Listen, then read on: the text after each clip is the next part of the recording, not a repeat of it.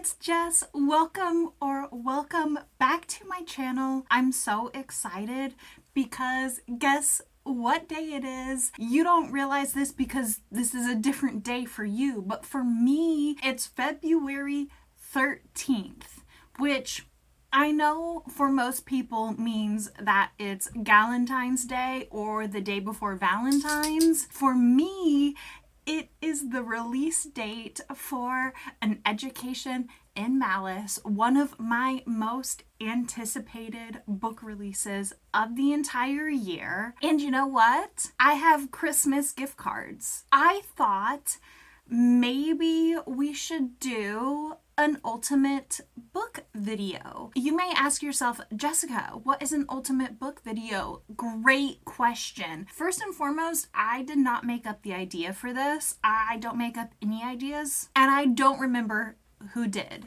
So that's my bad. But anyways, the ultimate book video is basically a video concept where I take you with me and we're going to go book shopping, and then we're going to have a little book haul, and then I'm going to read one of the books. In this case, An Education in Malice. Obviously, I have to read it. I am going to go book shopping today. I know that I have placed myself on some book buying restrictions this year. I'm not on a book buying ban by any means, but I am limiting myself to what books I'm going to get. However, I also have gift cards, and I got them at Christmas, and it's February, and I haven't been to the bookstore, and I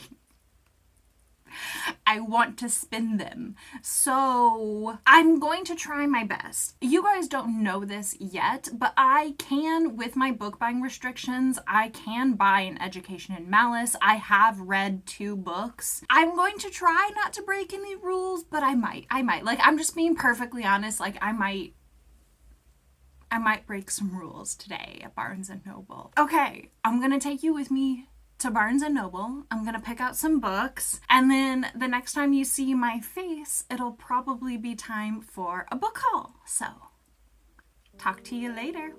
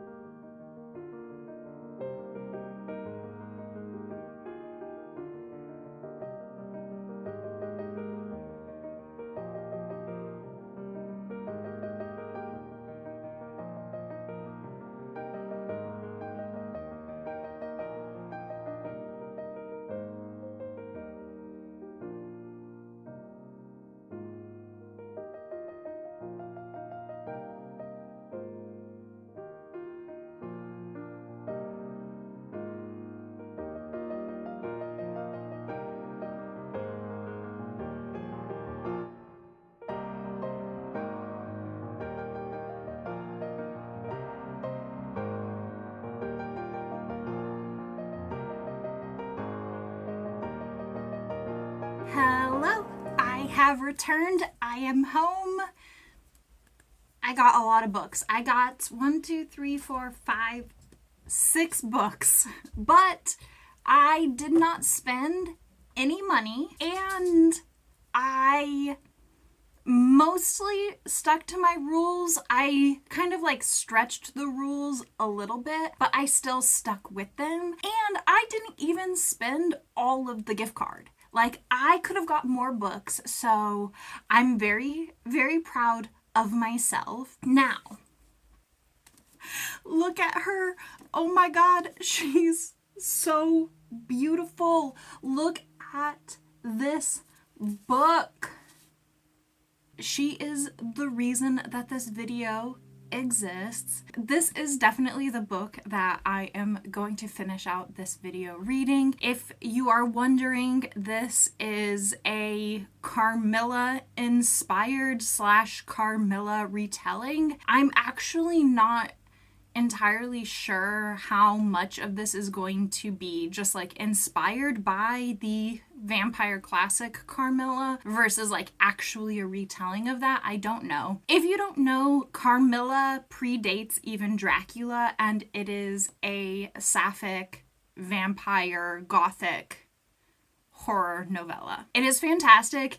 It is one of my all-time favorite classics. I love Carmilla with all my heart, but this is a dark academia tale inspired by Carmilla. Now, I don't necessarily care that it's dark academia. I know that's like a massive buzzword for a lot of people, but for me, it like doesn't really do anything. Like, I like some dark academia and I dislike others. I'm pretty like neutral on that, but I don't care because it's a vampire story.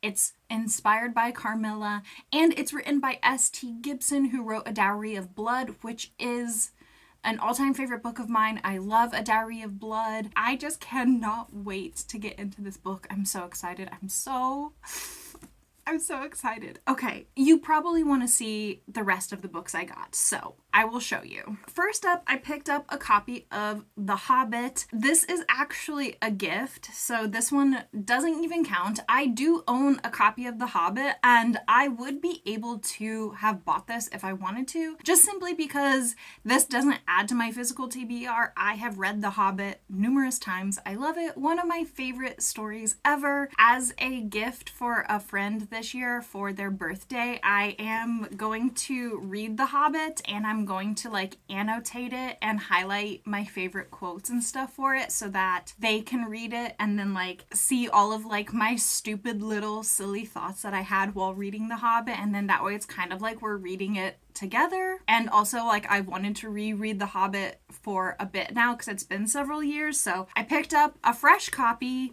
so that I can mark it all up and then give it to my friend. I also picked up Amari and the Great Game by B.B. Alston. I read Amari and the Night Brothers last year.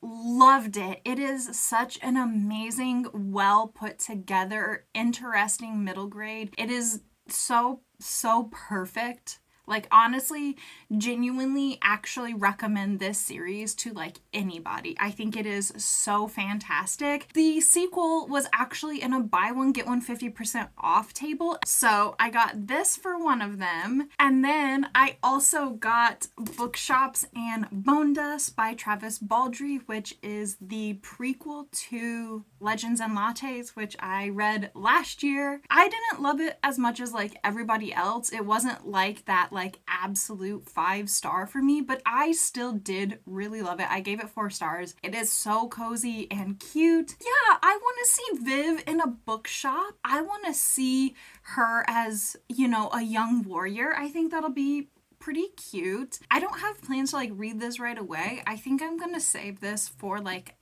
a depressive episode when I really need something super cozy, and yeah, I'll pick this up. Now we get to 2 books where I'm still like technically following the rules, but I have stretched them a little bit. I am allowed to buy the next books in a series that I'm currently reading. That's why I got Bookshops and Bone Dust and Amari, but technically I'm only supposed to get like the next book, so I did pick up Full Metal Alchemist Volume 3. This is the Full Metal edition. I've only read Volume 1, but Volume 2, like, I cannot get a hold of. I cannot find it anywhere. And so I know that, like, I'm gonna read at least to Volume 3 because, like, I enjoyed Volume 1 enough that even if Volume 2 sucks absolute ass, I already know I'm gonna read Volume 3 regardless. I don't think Volume 2 is gonna suck, but, like, you get what I'm saying, right? Like, I'm not just gonna quit right there. I actually don't have any unread manga in my entire house at the moment, and I do like to have a couple volumes hanging around for, like, when the magical readathon comes up. So everybody cross your fingers for me that I can get a hold of Volume 2 before April so that I can potentially read 2 and 3 for the magical readathon. And then the last book I picked up is The Winners by Fred Fredrik Backman. This is also sort of stretching the rules a little bit. This is the third and concluding novel in the Beartown series, and I own the second, but I have not read it yet, so I am sort of cheating, but like also I don't feel bad about it, to be perfectly honest. I do not feel bad about it. Book 1 was an all-time favorite. I think about that book constantly. If you can handle the subject matter, I absolutely 100% recommend Beartown. It spoke to me on such a like deep, emotional, and personal level. Like, I just loved that book. Hopefully I can get to it this year, but like also, why is this book so big? The other 2 books in this series are like 350 to 400 pages, and this one is almost 700. It's 670 pages. This is the last book that I picked up today from Barnes & Noble. Now I'm gonna go read An Education in Malice. I'm so excited. I am gonna go start it right now. I'll try to do a check-in at like around 100 pages or so. So, talk to you later.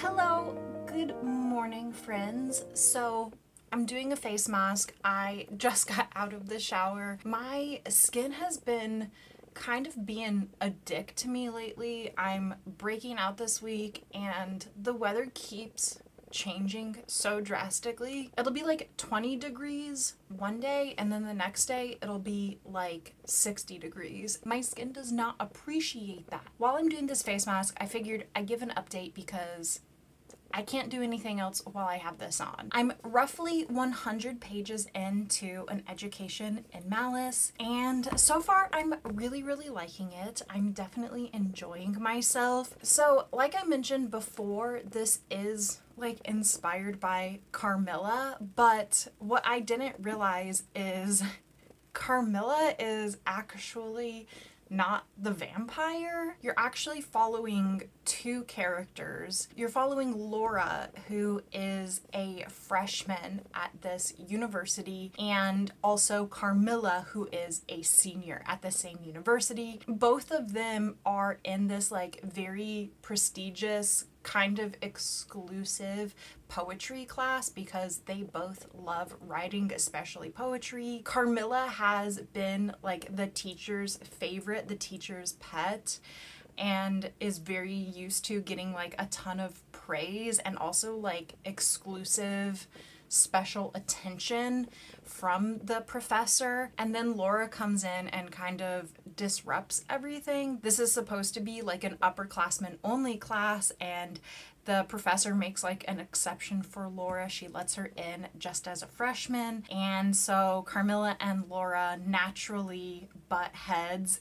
There's a lot of animosity between the 2 of them. I think the academic rivals potentially to lovers. I'm kind of assuming to lovers because this is inspired by the classic Carmilla. It's done so well. They literally hate each other. They despise each other. They are livid in every single interaction where the other one is getting praise and they are not. And at the same time, the sexual tension is off of the charts. This book is so unapologetically sapphic. It is insane. If you thought that A Dowry of Blood was gay, this book is so much gayer.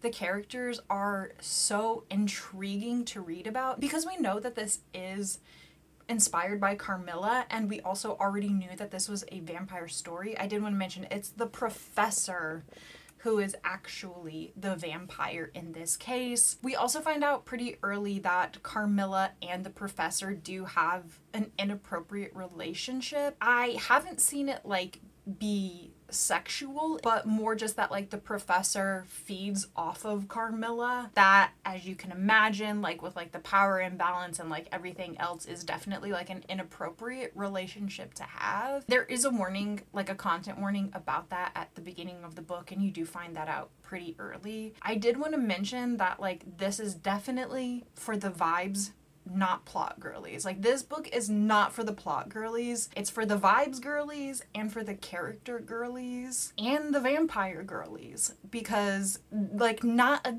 goddamn thing has happened in 100 pages. I'm telling you, not one shred of plot has happened. I also did want to mention, now this might change as the book continues, but so far the dark academia is definitely more of an aesthetic and a setting in this book rather than commentary the way it is in other books. That being said, obviously there is commentary about the relationship between Carmilla and the professor. And by the way, the professor is also a woman, and the school is an all-girls school. Other than that, and just examining the relationship between those characters, there really isn't any commentary about academia overall. I did want to mention that so that I can set people's expectations appropriately going into this book. And then I also wanted to mention this is just a comparison. It's not a critique of the book. Because A Dowry of Blood is written in that second person, it does feel a lot more intimate than An Education in Malice. The second person, I understand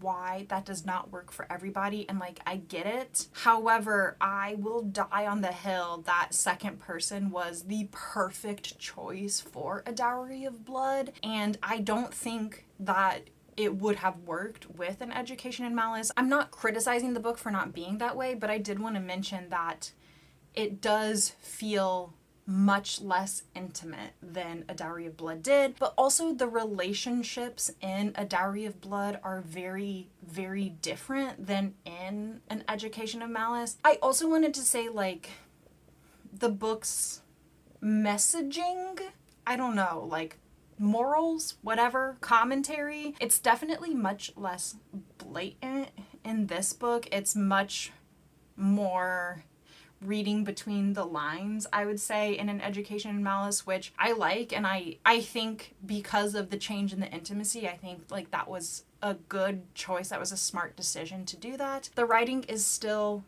beautiful. It's gorgeous. Honestly, I think that S.T. Gibson could have even done more of purple prose. It's not purple prose, but I think they could have leaned even further into that. It's just the writing is so beautiful. It's so stunning. I can already tell that I'm going to want to reread this book again in the future. I'm having a great time. This book is fantastic. That's the first 100 pages. I'm gonna go wash this mask off because I am out of time, and I will talk to you guys when I have another update. Hello, I've been reading all day. That's the only thing I've done today. But I finished An Education in Malice.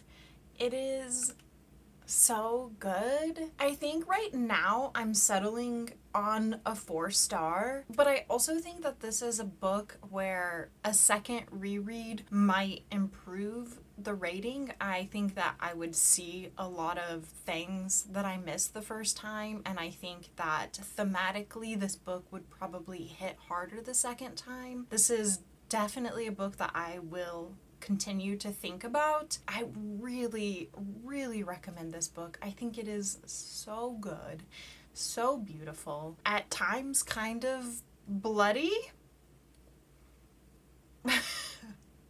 Definitely emotionally impactful for sure. And like, it's just good. It's good. I don't want to say anything else about the plot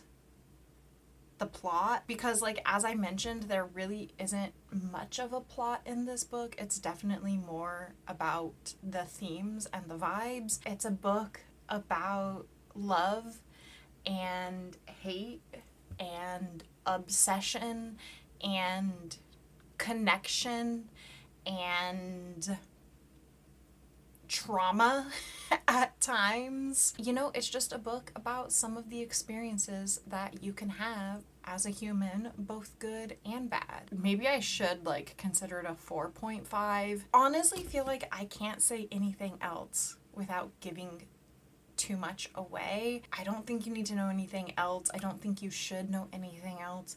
I think you should just get this book and read it for the experience that it is, and if you're like me, you'll enjoy it. If you don't enjoy it, I mean, that's fair. I don't think this is a book that will resonate with everybody, but I do think that if you liked A Dowry of Blood, I do think that you will like this one. This has been such a fun couple of days. I had such a good time reading this book. It was such a good experience. I also did want to apologize. I missed last week's video. It was supposed to be a book unhaul, which I am still going to film. I talked about this in my goals video, but I have just been struggling health-wise with chronic nausea, and I know that that might not sound like it's not that bad, like it's just nausea, but when I tell you the amount that it wears on me on a constant basis, it is just